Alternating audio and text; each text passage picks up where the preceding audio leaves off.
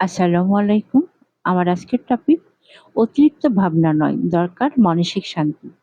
আমরা অনেক সময় এমন কিছু বিষয় নিয়েও অতিরিক্ত চিন্তা করি, যেগুলোর হয়তো কোনো সমাধান আমাদের হাতে নেই।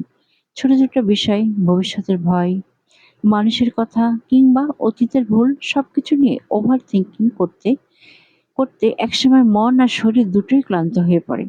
অতিরিক্ত চিন্তা শুধু মানসিক চাপই বাড়ায় না, এটি ধীরে, ধীরে আমাদের শারীরিক স্বাস্থ্যের উপরও প্রভাব ফেলে।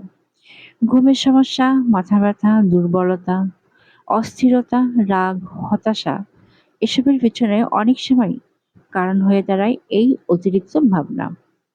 যে মন সবসময় দুশ্চিন্তায় ডুবে থাকে, সে মন কখনো শান্তি খুঁজে পায় না।